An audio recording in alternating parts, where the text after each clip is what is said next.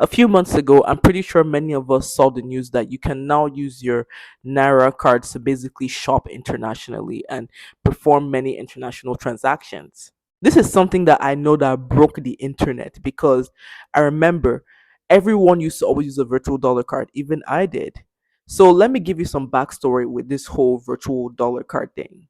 Now, back then, the CBN used to allow you to use your Naira card, like the 2010s, 2020s, around that time. You were allowed to use your Naira card to shop internationally. But however, due to some stuff that was going on in the CBN and everything, they kept on reducing the limit of your Naira cards and stuff. And because of the limit constantly reducing, that is when virtual dollar cards came up as a way to basically, not have issues with these limits and stuff. Remember when I first got like a Naira card? That was like back in 2020, and I remember then like I would use it to basically shop on AliExpress and everything because that was my favorite platform. And at the time, like the limit was $100 per month. This limit kept on decreasing, decreasing, and decreasing, and I think it was like $5 a month. Then by 2022, they banned it altogether. Like by the end of it, now, because of this ban, this is where the virtual dollar card came in. And from there, they were taking over people's lives. People were using it for their AliExpress, their Apple Music, and so on. Like, that is what I was personally doing. Like, I would normally shop on AliExpress at the time. And then if I want to pay for stuff with my Apple and everything, I could do that with my virtual dollar card and so on. Now, when the news of the fact that you could now use your Naira card to shop online came up this year, everyone was happy. I was happy. So many people made content about it. I made content about it on my YouTube and TikTok. Like, it was just a cool thing. Now, naturally, since you can use your Naira card to shop internationally, you would think that these virtual dollar cards took a hit and many of them may have shut down or something. But however, these virtual dollar card companies are still fine. There's nothing that's going on with them. People are still, using them and patronizing them. They still have a good customer base. And you might be asking, why do these people still have a customer base? Like, why are people still using them even though Naira cards are an option? And I'm going to give you some reasons why I believe this is so. The first reason why I believe that this is so is because of the fact that virtual dollar cards have higher transaction limits compared to Naira cards. Now, based on my research, the average virtual dollar card can do transactions up to $2,500 a day, and some of them might have $10,000 or $20,000 a month. Meanwhile, when it comes to Naira cards, their limits are still less than the dollar cards and stuff. Like, for instance, this is my GT Bank Naira MasterCard, and the limits of this card are $4,000 per quarter. This basically means that I can spend up to $4,000 within a 3 month range. And if, like, before that 3 month range, I spend up to $4,000, I can't spend any more and I have to wait until the next 3 month range. Like, for instance, let's assume that we're in January, February, March, like we're in that period, and I have this card right here.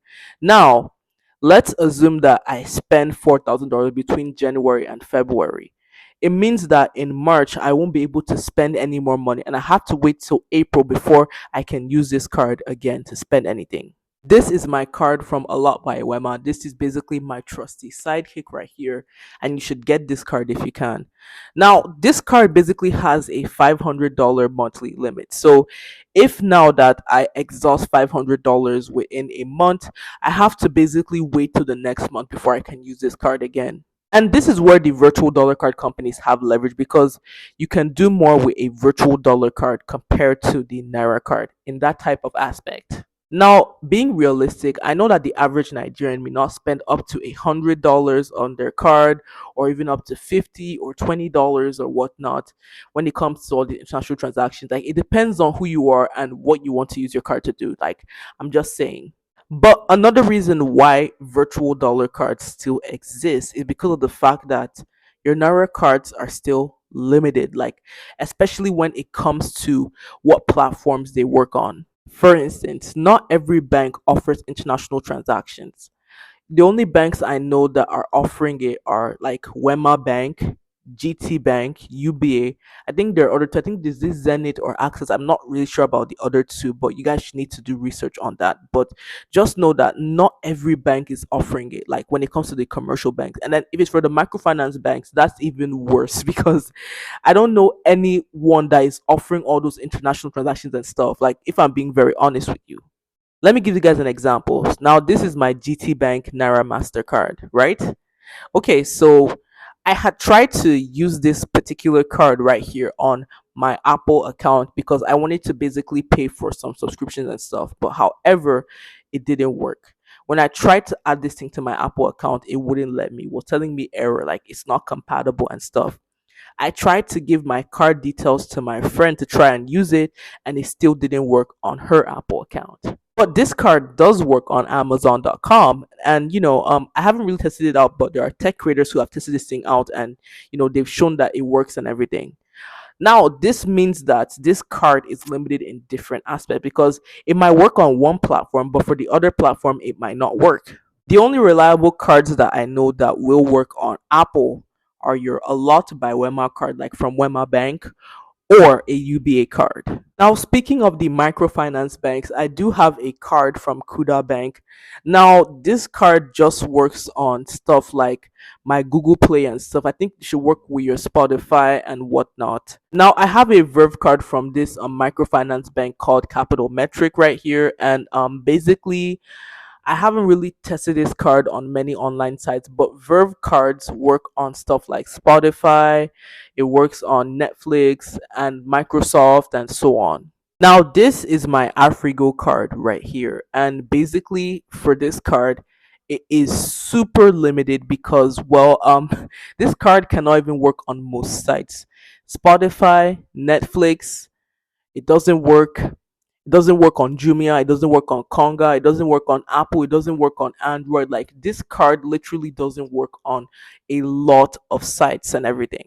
You guys can basically go watch my Afrigo card video where I tested this card on different sites and everything, so you guys can understand like how incompatible this card is. Now, what point am I making? When it comes to the virtual dollar cards and stuff, they have a better compatibility rate when it comes to the international stuff compared to the Naira cards because my Naira cards, I can't use them everywhere.